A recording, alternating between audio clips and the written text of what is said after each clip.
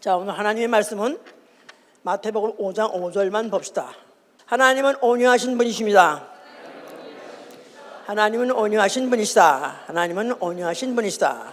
그는 복을 주시되 위로로 복을 주시고 위로하시고 또한 온유한 말씀으로 복을 주신다고 욥기 15장 10절에 기록되어 있습니다. 그는 온유한 자에게 공의로 지도하시고 또한 그 지도한 자로 하여금 땅을 차지하게 하시고 화평을 누리게 하신 분이라고 또 시편 25편 9절에 이렇게 써 있습니다. 자, 우리의 신앙은 바로 이 사실을 믿고 그 하나님에게 복을 받아서 어떻든지 그 하나님의 위로도 받고 또 지도도 받아서 이 땅에 있는 동안에 하나님이 약속하신 땅을 준비하는 차비하는 그런 생활. 차지한다니 갑자기 부동산 생각할까 봐 갔다 1절 땅을 차지한다니까 갑자기 부동산 또 차지하게 되나 할까봐 지금 말하다가 내가 막히려고 그러는데 지금 하여튼 하나님이 약속한 땅, 그 땅을 차지하기를 사모하는 거, 이게 바로 우리 신앙이요. 우리 신앙생활은 마음에 숨은 사람, 다시 말해서 속사람이, 이 속사람이 의의 말씀으로 지도를 받아서 온유한 사람이 되는 것입니다. 우리 신앙생활은 마음에 이 속사람이 의의 말씀으로 가르침을 받아서 온유한 자가 됨으로 인해서 하나님이 약속하신 그 땅을 차지하시길 예수님으로 축원합니다. 하나님 모든 말씀은 그대로 되을 걸 믿습니까? 아멘. 굉장히 오늘 아주 소망이 있는 그런 굉장히 우리에게 챌린지를 주는 그런 말씀이에요. 자, 오늘은 의인과 온유에 대해서 지금 말씀을 전하고 있습니다. 의인 하면 굉장히 스트릭트하고 강직하고 올바르고 올곧고 하다 보니까 그야말로 흠이 없는 완벽한 사람, 그렇게 생각하게 되죠. 그런데 바로 그 의인이 그 의인과 온유라는 것은 어떤 관계가 있는가? 온유해서 의인이 됐는가? 의인이 돼서 온유한가? 그렇지 않죠? 우리는 다만 믿음으로 의롭다함을 받아서 의인된 거예요.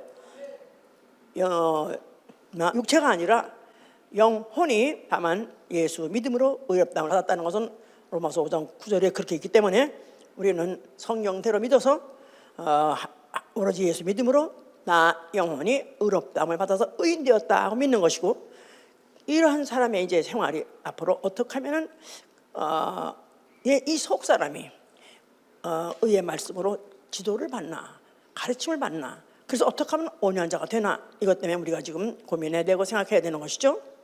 온유라는 뜻은 영어로는 meek 아니면 mild, gentle, 다 아주 듣기 좋은 단어예요. 그렇다고 해서 그냥 무조건 호인이라는 뜻은 아닙니다.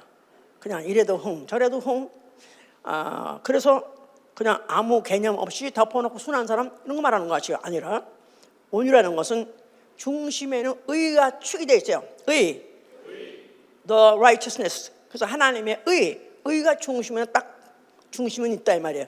축이 되어 있다 이 말이에요. 그런데 강철 같아서 휠 줄도 안다 이 말이에요. 강철이라는 건 주로 펜싱하는 사람들이 쓰는 칼 있잖아요.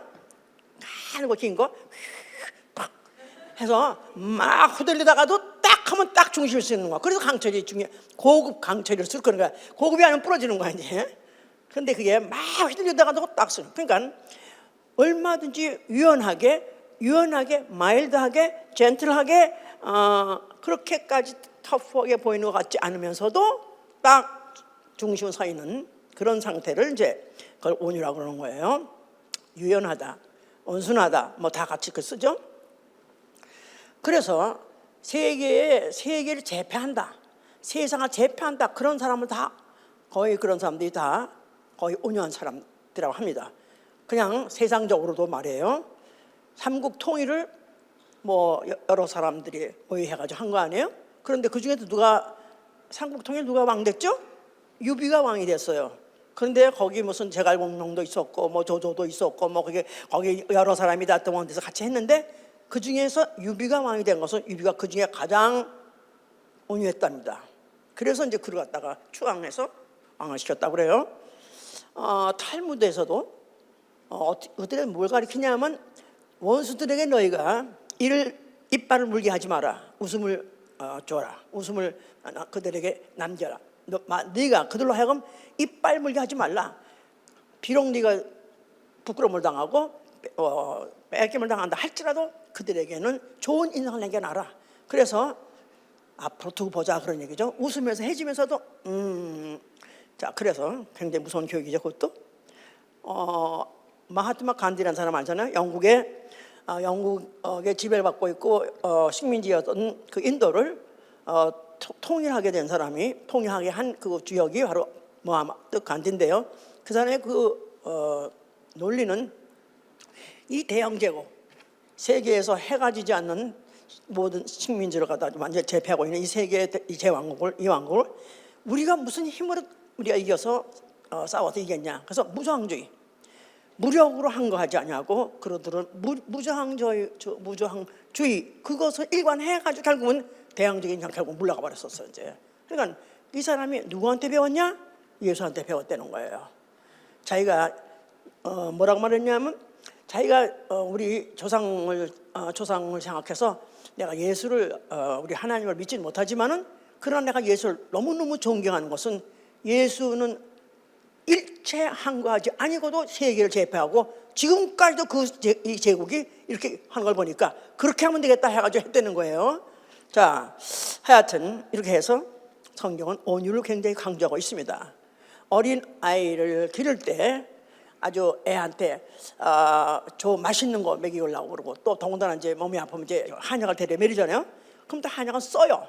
그러다 이제 이걸 갖다 억지로 그 몇 시간 데려가지고 비싼 걸 사가지고 몇 시간 데려가지고 뭐 입 벌리라고 막 안 먹어, 막 뱉고 토하고 막 그냥 우리 김주현이가 주로 그랬어요.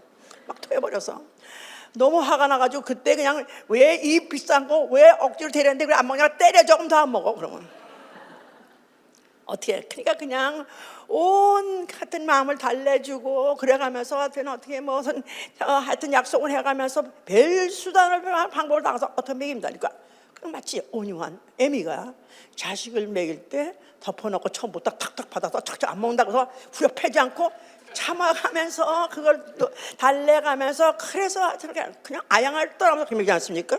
온유해서. 바로 이 성경은 온유한 자가 결국은 승리하는 나라, 바로 온유한 자가 땅을 차지하는 이런 것에 대해서 말하고 있습니다. 자, 그래서 이 하나님이 성경의 여러 사람들을 거론해서 그 사람들의 생활을, 그 사람들의 그 믿음, 그들의 행동을 봐서 몇 사람들을 이제 온유한 자 샘플로 뽑았는데, 그 중에 대표로 이제 아브라함이 이제 그렇습니다. 아브라함은 우리의 믿음의 조상이라고 알고 있죠. 하나님이 언약하셨어요. 그에게 너와 내 후손에 내가 너와 내 후손에 하나님 되리라. 너는 열국의 아비가 될 것이다. 그러면서 너희가 이제 이때로부터 나를 많이 하나님을 알고 믿는다면은 이제 내가 이 땅을 가나안 땅을 너에게 기업으로 주리라. 그래서 언약하시를 땅에 대해서 땅에 대해서 약속하셨습니다. 그런데 그래서 이제 하나님이 약속하시길 이제 내가 지시한 땅으로 가라. 그래가지고 아브라함이 떠났습니다. 자기 본토를 떠나서 떠나는데 그가 갈 바를 모르고 하나님이 지시한 땅으로 가더라 그랬어요. 그런데 그때 롯이라는 사람과 같이 갔어요. 롯이 조카예요. 조카를 데리고 같이 갔습니다. 그러니까 아브라함도 그 양떼들이 있고 또 롯도 그들의 양떼들이 있었어요. 그래가지고 이제 하나님이 지시한 땅이 어딘가 하고 이제 가고 있는데, 그런데 같이 가다 보니까 그 롯의 양떼들과 또 아브라함의 양떼들이 서로 간에 막 부딪혀가지고 서로 엉켜붙여가지고 서로 싸우기도 하고, 그래가지고 이 도저히 우리 같이 못 가겠다, 계속해서 갈 수가 없으니까 어떡하나, 그래가지고 이제 아브라함이 우리 여기서 헤어지자 그랬을 때 아브라함이 그 롯에게다가 네가 먼저 땅을 어디 찾아라. 네가 만약 이거다 하고 하면 내가 알았다. 너 거기 네가 우하면 내가 좌하고 네가 좌하면 내가 우하리라. 그러면서 그가 분명히 그 큰아버지임에도 불구하고 그 조카한테다가 먼저 양보를 했어요. 네가 먼저 좋은 땅 골라라. 그래가지고 휘 둘러보니까 와, 비옥한 땅, 물도 그냥 막 얼마든지 아주 물도 그냥 충분히 있고 땅도 비옥한 땅이 보이네. 그래가지고 골랐습니다. 그게 어디냐면 소돔이에요. 그래서 결국은 소돔에 롯은 그 가족들과 그 모든 소유들은 거기 머물렀고, 그 아브라함은 네가 먼저 여기 갔으니까 난 피해서 딴 데 갈게. 그래가지고 간 것이 가나안입니다. 이렇게 해서 이제 갈라놓았는데, 그 위에 아시죠? 소돔이 어떻게 됐는지? 어떻게 된지 아시죠? 유황불이 떨어져가지고 완전 개더미가 돼버렸잖아요. 그러니까 아브라함은 벌써 싹수가 있는 거예요. 아브라함이 독자만 죽여서만이 아니라 하나하나에서도 그는 벌써 이미 싹수가 있어. 복받을 만한 싹수가 있어요. 그래서 이제 그에게 하나님 약속하신 그 땅을 계속해서 이제 그에게 주는 얘기가 나오는 거죠. 이제 자, 모세도 말할 것 없이 그는 세상 그 많은 사람들 중에서 모든 사람보다도 그가 온유함이 승하더라, 더 많더라 그랬어요. 아주 높더라 그랬었어요. 아주 굉장히. 그래서 이제 하나님은 모세를 갖다가 그 이스라엘 백성을 그 40년 동안 광야에서 그를 갖다가 인도하기에는 영도자를 삼은 것입니다. 영도자 아시죠? 영도자. 지금 40년 동안 몇만 명? 처음에 나왔을 때 한 200만 명 나왔다 그랬어요. 그럼 200만 명 된 중을 지금 광야에서 그 먹을 것도 없고 아무것도 그것이 쓸 것이 없는 그런 데서 그들 인도해 하려기 얼마나 힘들었겠습니까? 그러니까 오죽하면은 차라리 이 백성을 내가 낳습니까? 왜 나한테 맡기십니까? 할 정도로 그가 이제 그렇게 고통스러웠었어요. 그런데 어떤 때는 이제 하나님의 그 약속을 믿지 않고 백성들이 그저 그 반발하고 나아가서 원망하면서 우리 차라리 이런 데서 계속 살 바에야 차라리 우리 애굽 땅으로 돌아가자. 그러면서 뭐 하나 무슨 또 두려움을 삼아가지고 돌아가자는 구태타도 일으키려고 했습니다. 그래서 하나님께 너무 화가 나고 하나님께서 너무 해서 이들을 내가 다 죽여버리겠다. 전염병을 내가 퍼뜨려가지고 다 죽여버리겠다고 막 그랬습니다. 그런데 그때 또 모세가 하나님께 빌면서 하나님이 만약에 하나님이 우리 백성을 다 죽이신다면 그 여기 백성들이 우리가 와 있는 게 여호와 하나님이 따라왔다 그랬는데 만약 다 죽여버리신다면 여호와 하나님이 체면이 뭐가 됩니까? 그러니까 하나님이 참아달라고 해가지고 하나님한테 막 짝짝 빌고, 그래서 하나님이 화를, 그래 네가 그렇게 말하니까 내가 참겠다. 그래서 하나님 권하고 하나님 말을 들어줄 정도로 그 모세는 자기가 고통을 받고 자기가 속상하고 자기가 열심히 들어도 하여튼 하나님에게 그렇게까지 했던 그만큼 그는 온유한 자다 이 말이에요. 자, 그래서 결국은 그는 40년을 그렇게 영도했던 그런 아주 지도자였던 것이고, 그래서 결국은 이제 그 백성들로 하여금, 물론 그 중에서 사건이 하나 있어서 결국은 못 들어갔지만 결국 그 백성들 거기서 결국 살아남은 사람들 또 광야에서 난 사람들을 다 또 그 가나안 땅으로 들어갈 수 있는 그 인계할 수 있는 그 일을 한 것이죠. 자, 그러면서 하나님은 이스라엘 백성을 어떻게 하기로 작정하시냐면 여호와의 종 삼기로 작정했어요. 너희는 나 여호와의 종이니라. 그래서 바로 이스라엘에게다가 하나님이 약속하신 거는 너는 나의 종이라. 나의 의로운 손으로 내가 너를 붙들리라. 나의 의로운 손으로 너를 붙들리라. 하나님은 이스라엘 백성에다가 율법을 주시고 그 율법 자체가 바로 하나님의 법, 하나님의 말씀 의라고 삼고, 그러면서 그 의로운 말씀을 전제하고 그대로 가다 이끌어 가시는데 만약에 그 말씀을 제대로 지키지 않으면 그때 범죄자로 여겨서 벌을 주시고, 또 그들이 그 말씀을 따라오게 되면 그들을 끝끝내 이제 인도하셔서 그 하나님이 약속한 땅으로 가게 하시려는 것이죠. 그래서 그러는 과정에서 이제 그들이 이제 그 강 건너에 이미 나라를 세우고 성을 세우고 또 전지를 세우고 해서 정착된 그런 나라들이 있었어요. 6족속에 있었는데 거기를 이제 너희가 정복하라는 것입니다. 그러니까 이들이 무슨 다 뭐 택지 무슨 뭐 전지 다 만들어 놓고 해놓은 그런 데 가는 게 아니라 이미 딴 백성들이 다 그런 나라를 구축하고 있는 거기를 가서 정복하는 거니까 이들이야말로 전쟁이란 것을 해본 적이 없어요.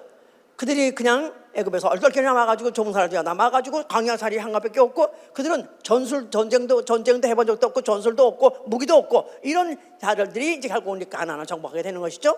그런데 그들이 이제 가나안을 정복하라, 이미 나라가 있다. 뭐 갔다가 정탐군이 갔다 와서 보니까 와, 그 성은 굉장히 아주 거대하고 거기 사는 사람들은 거인이고 거기 사람들 먹는 것들은 뭐 이런 무슨 포도가 이만하고, 그래가지고 얼마나 그들이 막 크게 놀려가지고 그렇게 그들이 앞으로 점령해야 될 땅이 얼마나 대단한 큰 날이라는 걸 와서 얘기했잖아요. 그 보고를 받고 이들이 뭐 그 중에서 많은 사람이 시험에 들었었는데 거기를 시험 가려니까 사실 이들이 이제 두렵다 이 말이에요. 그러니까 하나님이 그들이 하는 말이 너희는 두려워 말라. 내가 너를 도우리라. 너희는 염려하지 말라. 내가 너를 갖다 붙들어 일으키리라. 너희를 살리리라 하고 약속하실 때 그들에게도 뭐라고 호칭을 하셨냐 하면은 이사야 41장 보세요. 이사야 41장 14절부터 16절. 41장 14절 16절 1015면입니다. 예. 자, 지렁이 같은 너 야곱아, 너희 이스라엘 사람들아, 두려워 말라. 나 여호와가 말하노니 내가 너를 도울 것이라. 네 구속자는 이스라엘의 거룩한 자니라. 보라, 내가 너로 이가 날카로운 새 타작기계를 삼으리니 네가 산들을 쳐서 부스러기를 넣을 것이며 작은 사들로 겨같게 할 것이라. 내가 그들을 까부른 즉 바람이 그것을 날리겠고 회리바람이 그것을 흩어버릴 것이로되 너는 여호와로 인하여 즐거워하겠고 이스라엘의 거룩한 자로 인하여 자랑하리라. 지렁이 같은 너 야곱아, 야곱이란 말은 이스라엘이란 동명이죠. 너희 이스라엘 사람들아, 두려워 말라. 너희가 정복할 땅, 그 땅은 성도 거대하고 또 무슨 병거도 있고 또 군마도 많고 하다 할지라도 걱정하지 마라. 내가 너를 도우리라. 어떻게 돕느냐? 너를 뭘로 만들어주냐 하면은 너로 이가 날카로운 새 타작 기계로 만들어주리라. 이가 날카로운, 이빨이 날카로운 타작 기계. 왜? 새 타작 기계 하면은 아주 브랜드 뉴 새로운 타작 기계는 한참 쓰면 타작 기계도 그 이빨이 좀 뭉그러져가지고 안 듣잖아요. 브랜드 뉴 신빙 새 거를 아주 지금 새로운 타작기계를 보내주는데 이빨이 날카로운 타작기계로 너희가 삼으리라. 그런데 너희들은 누구냐면 지렁이 같은 야곱아. 지렁이 같은 야곱아. 그러니까 지렁이를 이빨이 날카로운 새 타작기로 만들어 준다는 거예요. 지렁이가 어떻게 생겼죠? 아시죠? 그냥 웜인데 지렁이지만 징그럽죠. 징그러. 그런데 그냥 비가 내리고 난다면 어서 남았는지 그냥 길바닥 하나가 있어 그냥. 그런데 그냥 그런 징그러운데 그냥 뭐 징그러이도 밟으면 꿈틀한다. 그건 그래요 확실히. 그래서 또 애들이 또 그냥 그 지렁이 갖다가 어떻게 움직이게 하려면은 혼내주려면은 징그러우니까 소금 갖다 뿌리잖아요. 그럼 또 지렁이 막 그런 것도 우리 봤었다고 진짜. 근데 이 지렁이야말로 정말 꼴이 하나도 다른 어떤 동물에 비해서 하나도 강하거나 세거나 날카로거나 보이는 데가 아무것도 없어요. 심지어 이빨이 없답니다. 지렁이 이빨이 없대요. 지렁이 이빨이 없대. 그런데 지렁이가 어떻게 산을 날리고 어떻게 바위를 날리고 어떻게 산들을 겨같이 만드느냐? 부순대요. 부순대. 실제로 그래서 지렁이를 알아보니까 지렁이가 있는 땅은 다 옥토래요. 옥토. 왜냐하면 지렁이가 다 땅을 부셔가지고 곱게 만든대. 곱게. 그리고 거기에 그야말로 이제 산소도 많이 공급이 되고 부숴가지고 엉성하게 만드는 바람에 산소도 공급이 되고 거기다 물기도 공급이 돼가지고 옥토가 된대요. 그런데 그런 지렁이를 왜 야곱에게다가 이스라엘에다가 내가 너를 지렁이라고 부르는데 그 지렁이가 왜 이빨 날카로운 있는 새 타작기를 만드나? 그러니까 이스라엘 자체가 그들은 한 번도 처음부터 무장을 하고 전쟁을 시작한 나라가 아니에요. 다만 어쩌다가 끌려 나와가지고 그냥 광야에서 된통 고생했죠. 된통 고생했는데 그래도 하나님의 이적은 많이 봤었다 이거야. 그런데도 때로는 안 믿어지고 그래가지고 이제 그 안 믿던 사람은 죽어버렸고, 그 나머지 사람들은 이제 그 가나안 땅에 들어가서 싸우는데 그들에겐 상대가 안 되는 사람, 도저히 여기 우리가 갈 수 없습니다. 어떻게 우리가 여기 점령할까 하는 사람이다. 내가 너희가 붙였느니 가라 하면은 가서 하여튼 싸우면은 그것들이 지들이 다 자멸하고 지들이 다 쓰러지고 지들이 다 죽어버리더라 이거야. 그러면 바로 이 이스라엘에게 이빨이 없는데 어떻게 이길 수 있느냐? 거기에서 분비물이 나온다. 분비물 가지고 땅을 녹인대요. 다 녹인대. 이 수천 년에 지어진 이 성경책이 오늘날에도 어쩌면 진리로 그대로 된다는 게 너무 신기하잖아요. 자, 이렇게 해서 하여튼 그들은 자기들이 스스로 강하다. 우리가 얼마나 할 수 있다. 하여튼 하는 손을 떼버리는 거야. 근데 오히려 우리는 약하다. 우리 아무것도 할 수 없다. 그리고 하나님 앞에 울부짖고 달리면 또 하나님이 또 다 해결해 주시는 거예요. 왜? 그들은 아예 지렁이로 지적하셨기 때문에. 싸우는 건 누가 싸우시고 이빨 없는데 누가 싸우신다? 여호와가 싸우셨다 이 말이에요. 그래서 이 구약에 보던 전쟁은 다 여호와의 전쟁이에요. 자, 대표적으로 우리 또 다윗 있잖아요. 다윗은 그는 골리앗하고 이제 싸우게 됐잖아요. 근데 골리앗은 그 원래 거인에다가 그가 무장도 중무장입니다. 그를 당해낼 이 어떤 장수도 도무지 인간 쳐놓고는 있을 수가 없어요. 그런데 해필이면 그때 마침 다윗이 갔을 때 그는 아직도 소년에다가 거기다가 무장도지가 하지 없는데 또 무장을 입혀보니까 자기는 그걸 못하겠다고. 그래서 그야말로 발가수이 같은 그런 소년하고 그 다음에 중무장한 그런 거인하고 붙었지 않았어요? 1대1 붙었습니다. 그랬는데 그때 하하 막 웃었어. 거장이 웃으면서 네가 나를 뭘로 보고 네가 이렇게 빨갛으니까 이렇게 나타났냐 해가지고 너 저 오늘 내가 혼 좀 내주겠다. 좀 맛 좀 봐라. 그러려고 했는 순간에 회의가 된 거야. 이런 애하고 내가 싸울 때 내가 내가 힘을 써? 와봐 했는데 어느 순간에 확 나가지고 팍 던졌어. 물맷돌 던졌어. 할렐루야. 약하게 저게 무슨 힘이 있으랴. 저게 무슨 뭐 하겠냐. 그런 약한 자가 거장을 완전히 그때 목을 베고 그리고는 승리해가지고 그야말로 이제 그가 다윗이 유대 나라 중에서 가장 큰 나라, 가장 영토가 큰 나라를 그가 세운 거 아시죠? 예, 바로 하나님이 그와 같이 그를 지렁이같이 보일지라도 그로 하여금 새 타자 끼게 이가 날카로운 새 타자 끼게 내게 그에게 붙여서 그와 같이 하셨다 이 말이에요. 그런데 다윗이 어떤 사람이냐? 다윗이 온유한 사람이에요. 그렇게 전쟁에 능한 자, 그렇게 장수 쳐놓고도 그는 굉장히 온유합니다. 왜냐하면 그가 전쟁을 해서 자꾸 이기니까 모든 백성들이 우리의 다윗은 뭐 만만을 했는데 우리 임금 사울 왕은 뭐 천천. 그러니까 이제 천천 왕이 이제 시험이 들었어요. 왜 저들이 나한테 영광을 조금 돌리고 다윗에게 많이 돌리나 그래가지고 시험이 들어가지고 그냥 그 시기에 불타가지고 틈만 있으면 죽이려고 그러는 거야. 죽이려고. 그래서 이제 어쩌다가 이제 피신을 나가 있는데 그래서 이제 어디 굴에 숨어 있었어요. 3,000명을 데리고 사울이 3,000명의 그 병사를 데리고 다윗을 추적해서 어떻게 하면 잡아 죽이려고 해서 갔습니다. 근데 어느 굴에 다윗이 숨어 있었어요. 그랬더니 이제 어쩌다 찾질 못하니까 또 그 사울도 그 굴에 들어왔어요. 그걸 들어왔는데 그런데 이 다윗 딱 보니까 이 임금 여기를 들어왔네. 그러니까 그때 이제 그 병사들이 한 말이 드디어 이제 저 왔으니까 이제 불안해든 도가내든 쥐니까 이제 해치십시오, 죽이십시오. 그랬는데 그때 다윗이 내가 어찌 기름 부은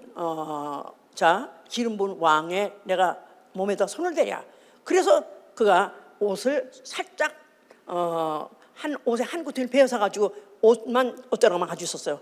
그리고 이제 도망 나와가지고 큰 소리 외쳐가지고 임금이시여 임금이시여 어찌해서 왜 임금은 나를 왜 죽이려 하십니까?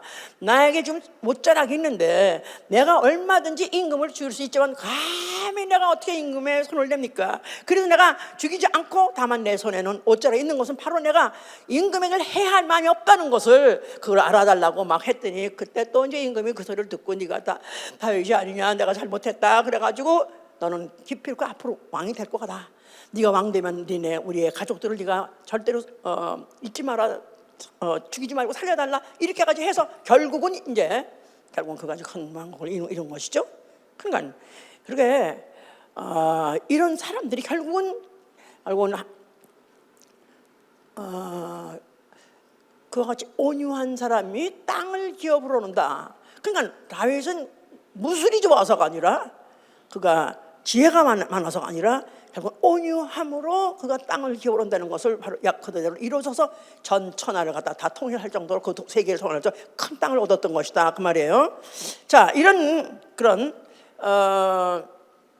선조가 있었음에도 불구하고 세월이 가다 보니까 이스라엘 백성들이 타락했습니다.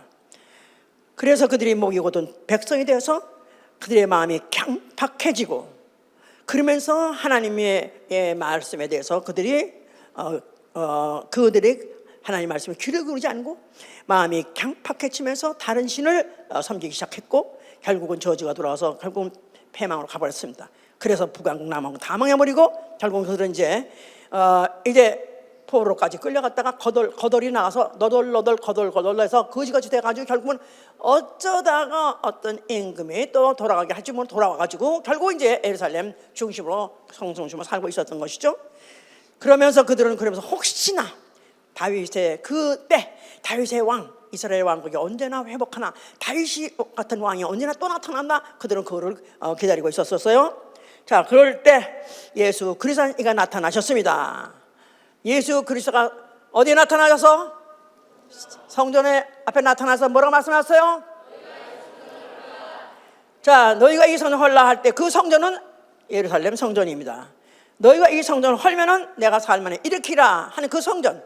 자, 이들은 성전을 헐라. 다만 그래도 하나의 그들의 소망은 다윗 같은 메시아가 오면은 그러면 우리나라는 다시 회복할 수 있다.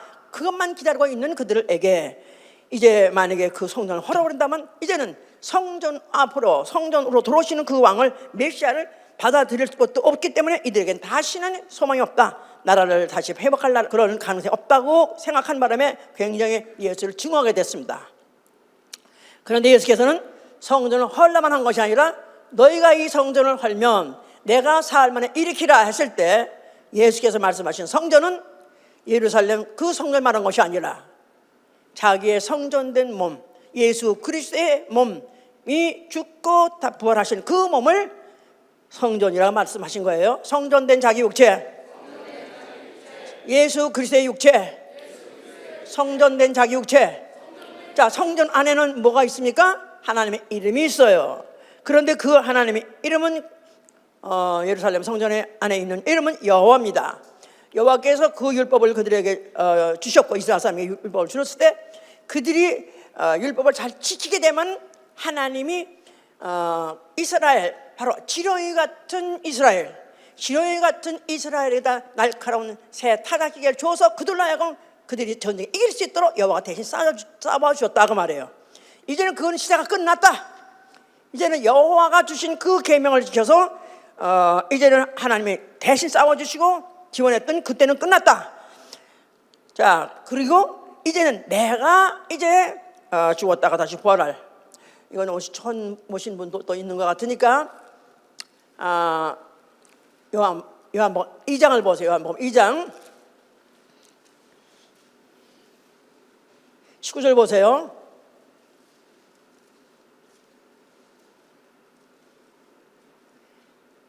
예수께서 대답하여 가라사대 너희가 이 성전을 헐라 내가 사흘 동안에 일으키리라. 유대인들이 가로되 이 성전은 46년 동안의 지었건을 네가 3일 동안에 일으키겠느냐 하더라. 그러나 예수는 성전된 자기 육체를 가리켜 말씀하신 것이라.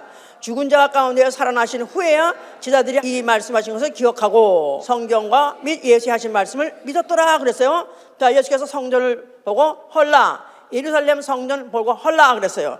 그 성전 안에는 여호와라는 이름이 있고 그 이름으로 순종하고 그 이름으로 복종하는 자들에게 하나님이 그들을 여호와 이름으로서 대신 싸워서 그들로 하여금 이기게 했고 가나안 땅을 차지하게 한 것입니다.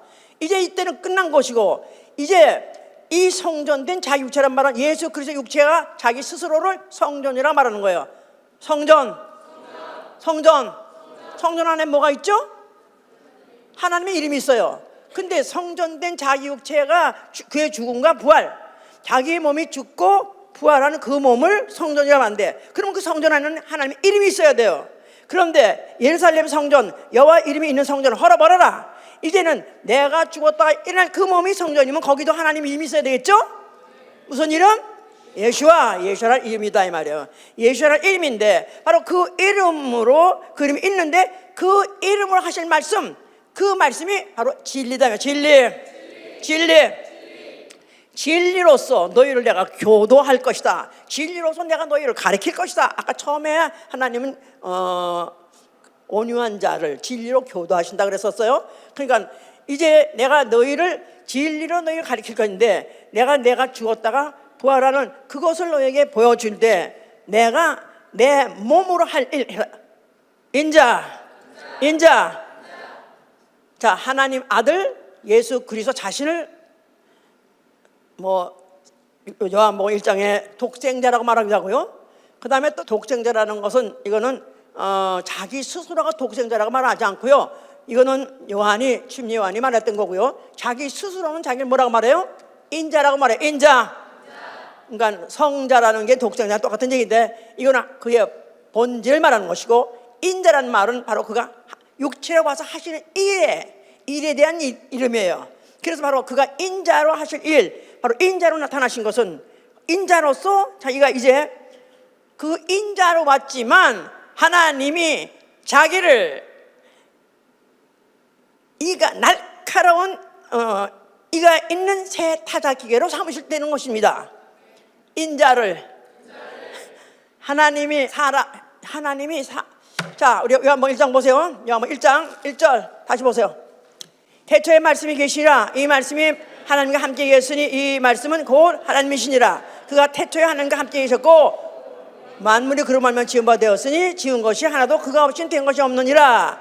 태초에 말씀이 계시니라. 영원전에 만물이 있기 전에 말씀이 계시니라. 자, 말씀은 로고스. 그래서 하나님의 자현, 하나님의 자기 계시. 그래서요 하나님의 본체예요. 그런데 그 말씀은 곧 하나님이시라. 말씀과 하나님은 동일한 인격이십니다. 그런데 바로 그 말씀이 14절 가니까 육신으로 오셨어요. 그가 누구라고요? 독생자야. 독생자. 그러니까 하나님에게서 나오신 독생하신 하나님이다, 그런 뜻이죠. 그런데 바로 태초에 계신 말씀, 곧 말씀이 하나님이, 오늘은 지가 하나님은 어떤 분이라고 그랬죠? 온유하신 하나님. 말씀. 온유하신 하나님. 그 온유하신 하나님이 사람으로 오셨어요. 육체로 오셨어요. 그걸 뭐라 그래요? 인자라고 말한다. 인자. 자, 그래서 바로 예수 그리스도가 인자라고 오신다. 왜? 그는 하나님이신데, 하나님이 영이세요. 영이시기 때문에 천사도 영 아니에요. 천사는 누가 잡으려도 잡을 수도 없죠. 때릴래 때릴 수 없죠. 죽일래 죽일 수도 없어요. 영이기 때문에. 그러면 영이신 하나님이 말씀이 육신으로, 하나님이 육신으로, 영이 육식으로, 예수님 몸은 영이세요. 영적인데도 불구하고 왜 그는 자신을 인자라고 말했냐? 왜냐하면 사람을 통해서 나오셨으니까. 여자의 몸을 통해서 나왔기 때문에 인자라고 말하는 거예요. 그러니까 인자라는 것 자체가 인간같이 연약함을 갖고 있다고 말해요. 우리와 같이 연약함을 채울하지 아니하신 이가 아니요 하고 히브리서 4장 16절에 되어 있어요. 우리 인간과 같이 연약함을 경험하지 아니하신 자가 아니요. 그러니까 인간과 같이 때리면 아프고 인간같이 굶으면 배고프고 또 인간같이 못을 박으면 피 흘려서 죽고 그런 몸으로 오셨을 때 자기가 인자라고 말하는 것이다 이 말이에요. 그가 누구예요? 독생자이고 그분 누구예요? 하나님이에요. 어떤 하나님? 온유하신 하나님이시다 이 말이에요. 온유하신 하나님이 왜 육체로 오시고 왜 인자로 오셨느냐 하면은 바로 그가 뭐 하려고요? 인간에게다가 뭘 베푸시려고요? 온유함을 베푸시려고요. 온유, 인간에게 자기 온유를 쏟아주시려고요. 그래서 요한복음 1장 11절에는 그가 자기 땅에 오매 자기 백성이 영접지 아니하더라 그랬었어요. 자기 백성이 하나님이 지으신 이 세계에 하나님 아들이 오셨는데도 불구하고 영접하지 않았어요. 왜냐하면 이들은 그냥 관념적으로 알고 있는 여호와, 성전 안에 있는 여호와, 어쩌면 하늘에 있는 여호와, 여기까지만 하나님을 알고 있지 사람으로 나타나는 건 감히 생각도 못하고 바라지도 않았었어요. 그래서 그가 오셨을 때도 아무도 영접하지 않았다 그랬었어요. 근데 그가 너희들 왜 나 못 알아봐? 내가 이 만물 내가 진 거야. 그렇게 하면 믿겠어요? 또라이가 나타났네. 요새는 또라이도 별 또라이도 많아. 이제는 해도 거짓말도 이렇게 아니 감히 거짓말도 자기가 뭐 자기가 무슨 창조주래 이거 안 믿죠. 그러니까 말할 필요가 없어. 그래서 그가 공생의 몇 년 동안에 계속 이적을 일으킨 거야. 이적을 하여튼 각종 병장을 고치고 죽은 자까지 살리면서 별일을 일으킨 것은 그들로 하여금 자기가 누구라고요? 태초에 계시던 누구라고요? 온유하신 하나님이라고요. 그 본체가 죄로 오셨다는 걸 보여주려는 것이었던 것이다 이 말이에요. 그래서 그의 공생에서의 생활을 보면은 그야말로 가르치시더라 그랬어요. 마치 어린 아이에게 아빠가 자기를 가르쳐 주려고 내가 네 아빠요 가르쳐 주려고 이제 엄마는 낳자마자 이제 젖을 먹이니까 애가 그냥 어린 애가 그냥 젖을 먹여주는 이 사람이 우리 엄마인가 보다 하고 그냥 다 살아요. 그래가지고 이제 뭐 애가 뭐 조금만 하면 울어서 그러면 또 젖을 먹여주면 이 엄마가 이게 알고 이제 배우는 거예요. 그런데 이제 아빠는 이제 뭐 어디 돈 벌러 갔다가 일하러 갔다가 또 나중에 나타나고 근데 어디서 괴물같이 큰 사람이 나타난 거야 이제. 이게 누가 맞다 헬라비. 저가 누구야 도대체? 그냥 아빠가 자기를 어떻게 가르쳐 주려니까 자기에게 애가 이제한테 처음부터 이제 뭐 아가야 하면서 하니까 좀 이제 잘하면 이제 아가한테 이리 오너라 걸어 이리 온 짝짝꿍 해서 이리 온 할 때 그러니까 아빠가 서서 이리 와 이렇게 안 한다고요. 자기가 다 무릎을 꿇고 키를 줄여서 걔하고 똑같이 키를 맞춰준다고. 이게 몬스터가 아니구나. 나하고 같이 상대가 될 수 있는 사람 애가 딱 막 온다고. 그래가지고 그 애가 오면 또 안아주고 거기다 또 그 아이를 또 말까지 태워준다고. 자식을 갖다가 여기다 등에다 태우고 아빠는 기어가면서 야 그럼 아빠가 그래 가면서 아빠가 마치 말같이 막 이래가면 뛰고 그냥 또 왜 빨리 안 가냐고 또 막 그러면 또 팍 쓰러지고 그러면서 그 아이에게다가 자기가 괴물이 아니라 너 아빠라는 걸 가르치려고 하는 세월이 바로 공생이었던 것이다 그 말이에요. 그래서 예수 그리스도께서 그가 제자들 그 후에 기록하기를 그가 육신으로 오셨을 때 사람하고 전혀 다르지 않다는 것을 보여주셨어요. 40일 금식하시니까 줄이신지라 주셨어요. 얼마나 주셨으면은 그 마귀가 꼬여서 네가 하나님의 아들이거든 네가 이 돌덩이를 떡덩이 돼서 먹으라 할 정도로 비웃음을 당할 정도로 너 하나님 아들? 그래 그러면 한번 만들어봐. 그렇게 할 정도로 그렇게 줄이신 것도 그가 사람이 40일 동안 안 먹으면 줄이는 것이 똑같이 줄인 것이지 나는 신이야 하하 하나도 배가 안 고파 그러지 않고 똑같이 줄이시고 똑같이 그렇게 수척하시고 말르시고 그래가지고 그랬던 것을 보여줬던 것이죠. 심지어는 그가 어디 길에 가시다가 무화과 나무가 보면서 시장하셨던 모양이에요. 가가지고 무화과에 무슨 열매가 있던가 하고 가서 쳐다봤어요. 근데 마침 또 때가 아니라서 열매가 없었어. 그랬더니 또 그 무화과 보러 에이 아무것도 왜 없어? 그냥 당장 꺼져라. 그래가지고 무화과 팍 쓰러져가지고 그냥 죽어버린 거지 했는데 후에 물론 믿음을 보여주기 위해서 말씀도 된다는 걸 보여주기 위해서 했지만 실제로 예수님은 그 당시에 배가 고팠다 이거야. 무화과 나무를 딸까 했었다 이거야. 근데 아무것도 없다 보니까 실망하셨던 그냥 그만큼 똑같은 감정과 감격을 갖고 있다는 것을 보여주는 시기가 바로 그런 공생의 시기였었던 것이다. 그러면서 그가 광야에서 집회를 하셨어요. 그래가지고 대중 집회를 하셨는데 3일 동안 정신없이 은혜 말씀 전하고 또 은혜 받고 하다 보니까 이미 사흘이 지났어. 그런데 이제는 사흘이나 지났는데 이제는 예수께서 하신 말씀이 내가 이 무리들을 불쌍히 여기노라 그랬었어요. 저들이 사흘 동안 아무것도 먹은 것이 없는데 이제 돌아갈 텐데 이제 이들이 기진에서 어떻게 돌아가겠느냐, 어떻게 하면 이 양식을 저들에게 뭘 먹여서 보내야 되지 않겠느냐 그랬었어요.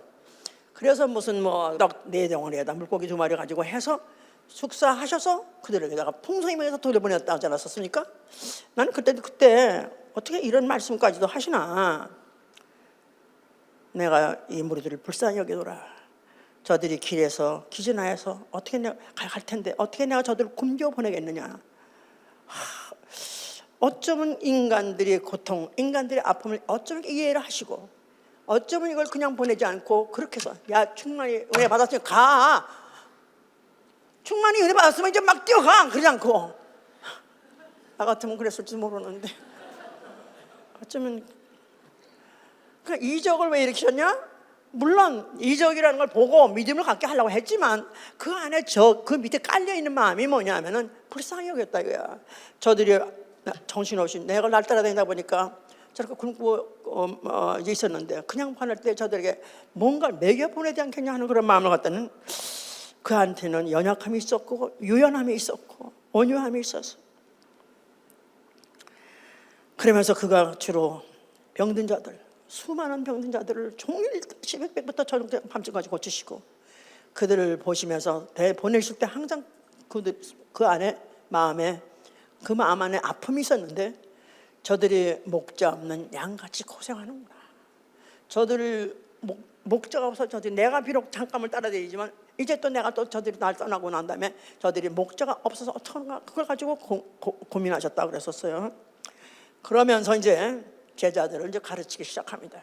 가르쳐 가라사대. 입을 열어 가르쳐 가라사대. 아까 얘기했던 마태복음 5장이에요. 그가 이제 산에 오르시니까 제자들이 앞에 나오는지라 입을 열어 가르쳐 가라사대 그랬어요. 입을 열어 가르쳐 가라사대. 그러면서 아까 읽었던 마음이 가난한 자는 복이 있나니 천국이 저희 것이며 애통하는 자는 복이 있나니 저가 하나님의 위를 받을 것이며 온유한 자는 복이 있나니 저가 땅을 기업으로 얻으리라. 그런 말씀을 하면서 계속해서 이제 그 복에 대해서 말씀하고 계시죠. 그래서 그들에게 가르쳐서 했을 때 정말 그가 말씀이 육신으로 오시니 말씀이 육신으로 오신 그이가 말씀하셨다 이 말이에요. 바로 그 태초부터 계신 그 말씀이 육신으로 오셨는데 그가 입을 열어 가르쳐 가르쳤다. 이 말씀이야말로 핵심이다 이 말이에요. 복음의 핵심이다 그 말이에요. 그 입을 열어서 가르쳐하는 말씀을 들을 때 복 있는 자로다. 그는 누구냐? 그는 가난한 자요. 가난한 자가 바로 천국을 소유하는 것이다.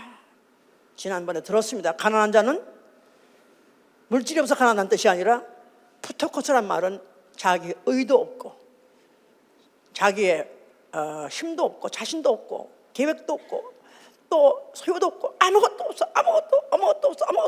하나님이 도우시지 않으면 하나님이 주시지 않으면 하나님을 힘주지 않으면 못 사는 그런 자가 됐다. 이미 너는 복받은 자요. 이미 너는 천국을 소유한 자다. 크게 위로의 말씀을 주신 것이죠 우리에게. 자, 그런데 그렇게 그가 말씀을 그렇게 전하시고 하셨는데 막상 이제 빌라도에 끌려갔죠. 그런데 빌라도 앞에 끌려갔을 때 그야말로 이미 그 뭐 이리 끌려가고 저리 끌려가고 하는 바람에 신문도 많이 받고 고문도 많이 받았습니다. 그런 상태에서 빌라도 앞에 끌려갔을 때 기진맥진했어요. 그러면서 그는 빌라도는 당대 최고 권세자이기 때문에 그야말로 그 권세를 이길 자가 없고 그를 갖다 초월할 자가 아무도 없어요. 그런데 그가 이제 빌라도가 이제 예수한테 너가 저들이 말하는데 지금 네가 유대인 왕이냐? 대답도 안 하시는데 또 물어서 이제 두 번째 갔어요. 또 그러니까 그렇다, 내가 왕이다. 그런데 너가 어찌해서 네가 여기에 그러면 오게 됐느냐? 그랬을 때 내가 너를 살려줄 수 있고 죽일 수 있는 거 아니냐? 빌라도가 아주 당당하게 내가 너를 살려줄 수도 있고 십자가에 박을 수 있는 거 알아? 너에게 내가 그런 권세 있는 거 아니야? 하고 아주 그냥 아주 엄펄났습니다. 예수께서는 그런 자 앞에 전혀 기가 죽지 아니하면서 나 그래 좀 살려줘, 네가 이렇게 살려줄 수 있어? 그럼 나 살려줘, 그러지 아니하시고 강한 자 앞에 강하게 말씀하시기를 너가 이런 날 죽일 수 있는 권세는 위에서 주지 않으면 이런 권세 있을 수가 없다. 내 아버지가 너한테 주는 권세니까 네 마음대로 해라. 그렇습니다. 강한 자 앞에 강하고 약한 자 앞에 약한 자, 그가 진실로 온유한 자다 이 말이에요. 약한 자 앞에는 강하고 강한 자 앞에 약한 자, 그건 비굴한 거예요. 예수께서는 강한 자 앞에는 강하시게 맞서박아가지고 네 마음대로 해. 나에게는 네가 날 죽여? 오케이, 죽일 권세 있어. 나에겐 죽을 권세도 있고 나는 살 권세도 있느니라 그러신 거예요. 할렐루야. 그래서 그는 십자가에 그가 하여튼 달려서 죽으실 때 전혀 그가 구명이 어떻든지 연약하고 추하게 보이면서 어떻게 살려고 하지 않고 그는 당당하게 죽으셔서 그 끝말이 뭐시면 다 이뤘다 하신 거예요. 다 이뤘다. 그는 아버지께서 받은 죽을 권세로 자기 선택해서 죽고 또 그는 아버지께서 다시 살려줄 수 있는 살 권세가 있다는 그걸 믿었기 때문에 그는 그와 같이 행사하신 것이죠. 그러면서 그가 그 죽을 때 그 모습이야말로 흉측하고 그 모습이야말로 정말로 걸레같이 돼버렸죠. 채찍으로 맞고 멍이 들고 피에 온몸에 피멍이 다 되고 그래서 얼마나 천하게 보였습니까? 지렁이같이 죽었다 이거야. 지렁이같이 온몸에 상처 주세요. 그냥 나 다시 이제 지렁이 이제 내가 다시 봐야 되겠어. 옛날에 나도 지렁이 소금 뿌린 적이 있었거든. 옛날에 하여튼 그러면 그게 막 엄청 그러면 또 그게 또 그게 웃기는 거라 그게 또 그랬는데 바로 이 하나님은 예수를 그 몸을 빨갛게 벗겨가지고 그렇게 해서 그를 갖다가 온갖 상처를 다 내고 온 피를 내면서 그 피딱지에다가 비멍에다가 그래가지고 천하게 추하게 그렇게 살아맸는데 그때 밑에 로마 병정들 아니면 그 다른 바리새인 것들은 네가 만약에 하나님 아들 네가 살고 내려와 봐 조롱 막 했지만 그에 대해서 일체 대화 않고 끝날까지 그냥 입을 다물고 죽으셨습니다마는 그 죽으시는 사이에 그는 그와 같이 지렁이같이 그냥 비참하게 추하게 죽었지만은 그가 다 이뤘다 하는 순간에 마귀를 작살낸 것이다. 아멘. 할렐루야. 사망 권세다. 세상 임금 그의 사망 권세 부신 것이다 이 말이야. 최후의 권세를 부신 것이다 이 말이야. 박살낸 것이다 이 말이에요. 지렁이가 바로 산을 갖다 그 날카로운 이 가지고 거기서 나오는 말씀 가지고 그가 바로 마귀를 부셔셨고 그 권세를 부신 것이다 이 말이에요. 할렐루야. 자, 그리고 그 죽음을 통해서 인류의 죄를 대속하시고 마귀 종에서부터 해방시키신 것이고 그가 흘리신 그 피를 영원에 받은 사람, 그 피를 영원에 받은 사람으로 하여금 그 피를 받아든 사람이 바로 너 지렁이 같은 야곱아 앞으로 내가 너를 도우리라. 내가 너의 이빨로 하여금 모든 세상에 너를 거치는 것들로 널 방향을 돌려 다 부시게 하리라 하면서 그에게서 나는 피가 다시 말해서 지렁이에게서 나온 분비물 지렁이에 나와서 분비물이 모든 산을 녹인다 그러잖아요. 모든 산을 녹이는 거야. 앞으로 너에게 있는 예수의 피가 모든 산을 녹이리라. 예수의 피가 너희 안에 있다면 앞으로 너희 대적을 나가 멜팅 녹여버리라. 다 산과 겨같이 날리라 하신 약속으로 주셨다 이 말이에요. 아멘. 내 안에 예수 피 아멘 하세요. 누구 피? 예수의 피. 누구의 피? 지렁이 분비물. 지렁이의 분비물이 녹이는 거야. 그냥 골리앗 같은 장수를 할지라도 반대하는 적이 있다 할지라도 녹여버려. 그냥 온유함으로. 그리스도인이 어떤 대적이라도 녹여버리는 거야. 녹여버리는 거야. 반대자, 방해자, 그럴지라도 내게만 붙여주신다면 녹여버리는 겁니다. 아멘. 자, 그가 죽으시고 부활하셔서 하늘에 올라가셨고요. 그 위엄의 보좌에는 진리와 온유와 공의가 다스리다. 진리와 온유와 공의. 예, 시편 45편 4절 얘기예요. 바로 그 보좌는 위엄이 다스리고 위엄의 보좌인데 진리와 공의와 온유가 다스린다는 것입니다. 그가 맨날에 못해서 성령을 보내줬어요. 성령을 보내줘가지고 예수 제자들이 예수를 따라다니다가 예수님이 승천하시고 난 다음에 그들이 너무나 허전하기도 하고 두렵기도 한 거예요. 막 핍박이 와서 그때 예수 믿는 사람 막 잡아 죽이니까 그들이 핍박이 와서 그야말로 그냥 그들이 숨어 있었을 때 성령이 오신 것이죠. 성령이 오셔서 이제 그 예수 믿는 사람들에게다가 용기를 주고 담력을 줬습니다. 가라, 세상 끝까지 가라. 예루살렘과 유다와 사마리아와 땅 끝까지 가라. 담대하게 가라. 이 땅을 너에게 붙인다. 그 땅을 너에게 붙이니 너희가 가는 곳이 이 땅이 될 것이다. 이렇게 붙였습니다. 보냈습니다. 좋으세요? 하나도 받은 거 없는데요. 그래요. 예, 이런 그야말로 땅, 이런 그라운드라는 이런 흙으로 된 이런 땅을 우리에게 붙인 것이 아니라 너네들이 활동할 수 있는 너네 영토를 준다 이 말이에요. 활동할 수 있는 영역, 활동하는 영토를 우리에게 붙였으니 그건 어디든지 제한 없다. 네가 가는 데가 다 네 땅이 되는 거예요. 믿어집니까? 아멘이죠. 예?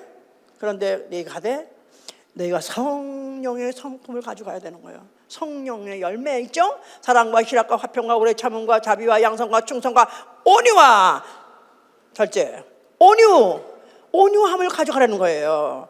기렁이 같이 온유함을 가져가는 거예요. 겉으로 볼 땐 약체 같고 볼품없고 희망 없지만 내 속에 남이 안 가진 예수의 피가 있고 그 지렁이의 분비물이 내 안에 있다 그 말이에요. 얼마든지 산도 녹일 수 있고 바위도 녹일 수 있는 그런 내 안에 온유함이 있다 이 말이에요. 아멘. 그래서 그 성령을 받은 바울의 이제 그런 그의 서신서를 보면은 얼만큼 그가 성령의 사람인 것을 느낄 수가 있어요. 어떻게 이 사람이 이렇게 성령의 사람인가? 어떻게 이렇게 지금 오늘날에 어떻게 우리가 성경을 이렇게 보면서 읽으면서 어쩌면 하나님이 꼭 말씀하시고 싶은 것을 어쩌면 이렇게 그대로 정확하게 깨닫고 이렇게 기록했는가 정말 감탄할 정도입니다. 바울은 어떤 사람이냐면요, 죽음 앞에서나 아니면은 정권자 앞에서는 굉장히 담대합니다. 절대로 지지 않습니다. 그러면서 거기다가 또 아주 독설까지 합니다. 너의 이 사대의 자식들아, 너희들의 멸망에 얼마 안 남았다는 것 같다. 담대하게 무섭지 않게 아주 그냥 큰 소리 해요. 그런데 영혼들 앞에서는 꼼짝을 못하는 거예요. 영혼이라는 사람들 앞에서는. 그래서 고린도후서 10장 1절에 뭐냐면 너희를 대면하면 겸비한 나. 너희 앞에서 나는 이상하게 쪼절하더러. 너희 앞에서 나는 겸손해. 나는 도대체 나의 앞에서는 내 앞에는 나는 쪽을 못 써. 겸비한 나. 그러나 멀리 떠나 있으면 담대한 나. 너희들 안 볼 때는 내가 힘이 되는 거야. 그래가지고 이제 막 시원질 써가지고 할 때는 야단도 치고 막 그러는데 너만 보면 나는 도대체 큰 소리 못 치겠어. 그냥 마치 그냥 우리 엄마 같이 그 쌍놈의 새끼 다시 돌아오라 봐라. 내가 아무것도 안 준다. 하지만 내가 주라 마라. 그럼 내가 돼지든지 죽든지 내가 알게 뭐냐 했다. 우리 동생만 나타나면 좀 밥 먹었니? 너 어떻게 어서 어디서 있다 왔어? 춥지는 않았어? 딱 그 모습이야. 이 바울이 그렇게 담대하고 그렇게 말을 그렇게 청산유사하네요. 거기다 그렇게 독설을 써가지고 했는데 그런데 어떻든 영혼만 앞에 가면 그렇게 겸비해진다는 거야. 쫀다는 거야. 그리스도의 온유와 관용함으로, 그리스도의 온유와 관용함으로 내가 너에게 친히 권한다. 그리스도의 온유와 관용함으로 그리스도에게 배운 거예요. 바로 그리스도 안에 있던 그 피, 그가 그 영혼에 받았고 성령이 가르쳐주기 때문에 그런 것과 같이 너희를 보면은 유순한 자, 유모가 자기 자녀를 기른 것 같이 내가 그렇게 하고 싶다는 거예요. 내가 너희를 사모하기 때문에 하나님의 복음과 목숨까지도 너희에게 주기를 즐거워한다. 왜냐하면 너희 나의 사랑하는 자가 됨이라. 그래서 아비가 자녀를 갖다가 사랑해서 권면하고 위로하고 경계하는 것 같이 너희가 너희를 갖다 가르치되 권면하고 위로하고 경계함으로 너희를 가르치길 원한다. 규모 없는 자녀를 건지함과 같이 마음이 약한 자를 안위하고 힘이 없는 자를 붙들어 주려 하고 한다. 그러므로서 그가 여러 군데 여러 편지에서 모든 성도들에게 너희는 서로 회방하지 말고 다투지 말고 환영하고 서로 온유하라는 것입니다. 한없이 참고 한없이 기다리고 한없이 손해보고 한없이 희생한다 할지라도 언젠가 되면 저희들만 알겠지, 시간이 가면 알겠지. 그래서 기다리고 또 참고 하면서 그때 한없이 희생하고 갔던 거예요. 그러니까 예수가 말씀하신 것이 오리를 가져오면 심리를 가지고 겉옷을 나면 속옷을 주고 오른편뺨을 때리면 왼편도 내놓을 정도로 그리스도께서 그렇게 할 수 있는 것은 그 자신이 온유하시기 때문에 당장 대응하지 않고 당장 화내지 않고 당장 반항하지 않고 모든 걸 그대로 용납하고 참고 견딘 것. 왜냐하면 하나님이 바로 지렁이 같이 만든 자가 예수인 것. 바로 예수 지렁이로 왜 만드셨나? 난 지금 생각하니까 하나님 왜 지렁이를 만드셨는가? 창조물 중에 왜 지렁이라는 게 있었는가? 하나님으로서 이 만세전부터 아들을 보내실 때, 그를 인자로 보내실 때 지렁이같이 보내신 것. 다만 무저항, 아무 죄를 진 것도 없는데도 무저항으로. 아니 이런 신이 어디 있어요? 이 세상에 많은 신들이 있고 그 신들 때문에 종교가 많잖아요. 그런데 어떤 신이 이런 신이 어디 있습니까? 아니 만물 창조한 그 신이 육체로 오셨으면 지렁이같이 와가지고 그냥 한없이 당하고 그러면서 결국은 끝내는 참고 견디고 끝내는 기다리고 끝내는 주고 또 주고 또 줘서 결국은 하나님의 자녀의 질문도 주시고 하늘에까지도 주시는 그분. 자, 나는 예수 믿는 사람 그리스도인이에요. 나도 예수 같이 살아야 되겠죠? 그리스도인 같이 살아야 되겠죠? 나도 지렁이 같이 돼야 되는 것이다 이 말이에요. 남이 볼 때는 우습게 보고 무시하고 업신여긴다 할지라도 그거에 대해서 반발하거나 반항할 필요가 없어요. 나는 그렇게 돼야 되는 게 당연한 것이니까. 그렇게 못하면은 그렇지 못하고 반항하고 또 반발하고 또 화내고 같이 싸우고 그리고 돌아오면 얼마나 마음이 얼마나 쓰립니까? 얼마나 속상합니까? 저는 지난주 금요일에 저로서 요새 어떻게 하면 복을 받게 하는가? 복 받은 자라다 저가 가난한 자요 천국이 저희 것이며 천국을 소유한다. 천국에까지 티켓 확실히 갔다. 얼마나 복입니까? 또 애통하는 자가 복이 그거 하나님 위로를 받는다 했는데 실제로 해보니까 애통을 해보고 하고 회개하다 보니까 애통이 나오더라 이 말이야. 애통하고 애통하다 보니까 정말 내 그동안에 내 인생에 살아왔던 모든 순간의 그 부끄러움도 또 나가지고 목회하면서 받던 모든 상처도 다 치료가 되는 것 같아요. 정말 치료하시고 고친다는 일 그렇게 되는구나 느껴서 어떻게 하면 우리 지체들도 형제도 똑같이 그걸 좀 알게 할까 배우게 할까 해가지고 기도하고 또 그렇게 권면하고 막 했는데 막상 지난 금요일날 그걸 또 영상을 보고 다시 하는데 막상 애통하고 기도하는데 다 죽었어. 소리가 안 나. 소리가 자체가 너무 실망이 되고 너무 화가 나고 너무 속상하고 막 그래가지고 그냥 나중에 막상 통성기도 하는데 소리가 별로 그날따라 더 안 나오는 거야. 더 안 나와. 너무 속이 상해가지고 그냥 막 화가 나서 난 할 거 다 했다. 나는 나라도 최선을 다했는데 안 되나 안 하려면 간도라.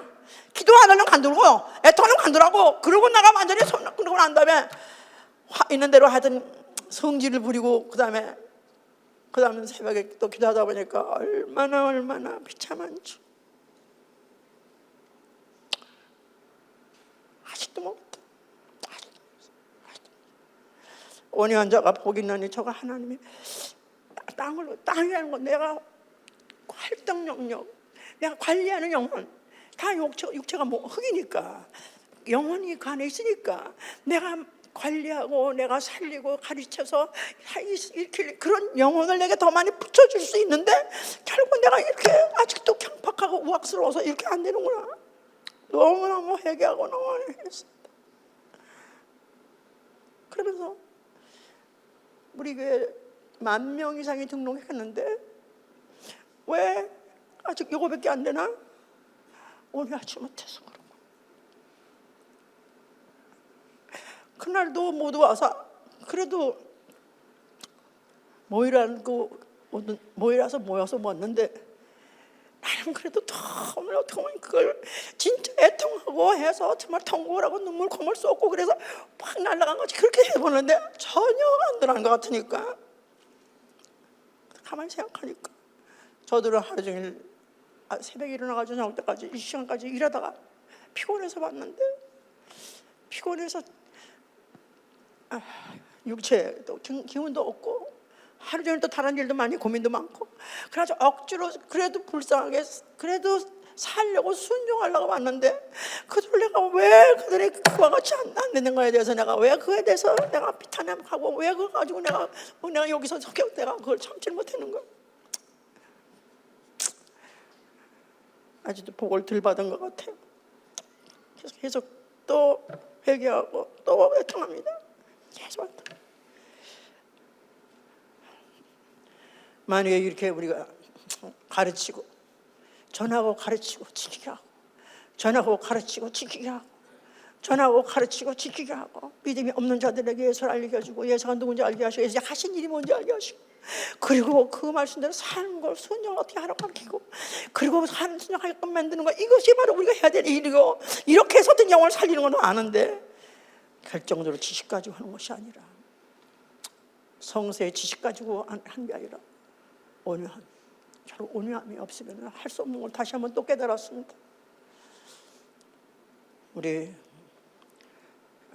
그자도 전도하시고 또 가르치고 또 지키게 하려고 고민하고 애쓰고 더군다나 구역장들을 말할 것도 없이 그것 때문에 고민 많이 할 것입니다. 내게 온유한 마음을 주시옵소서. 정말 예수 그리스도 그가 본체가 하나님이심에도 불구하고 사람 인자로 오셔서 그 온유함을 보여주셨고 우리가 베풀어 주셨으니 나도 정말 우리 선생님 닮아서 그와 같이 온유한 복을 주시옵소서. 기도합시다.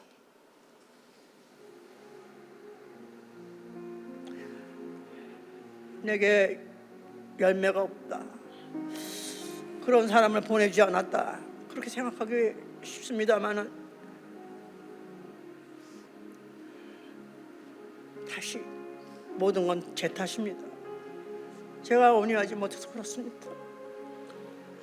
잘못했습니다.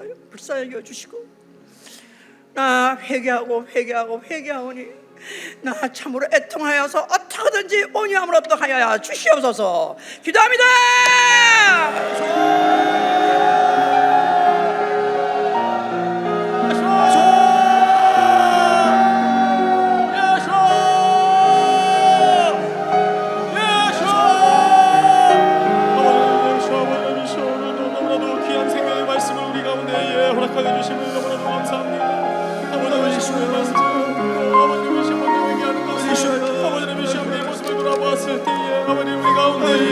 정말 주님께서 보여주신 그런 온유한 모습이 없었음을 이 시간 아버님이시여 회개합니다. 아버지님이시여 우리 비굴한 자들이었고 아버지님이시여 강한 자들에게 약하고 약한 자들에게 강한 던 아버님이시여 정말 비굴한 자들이었음을 아버님 회개합니다. 아버님이시여 주님께서 온유하신 것 같이 아버님이시여 정말 내도 주님의 모습을 닮아 아버님이시여 온유하네 아버님이시여 정말 이 진리의 말씀이시여 아버님 정말 이 말씀이시여 내 가운데 갖고 아버님이시여